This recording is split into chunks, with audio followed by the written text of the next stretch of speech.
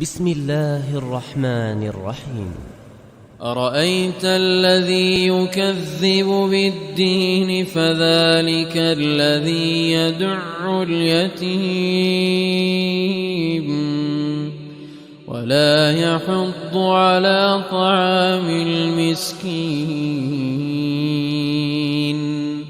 فويل للمصلين الذين هم عن صلاتهم ساهون الذين هم يراءون ويمنعون الماعون.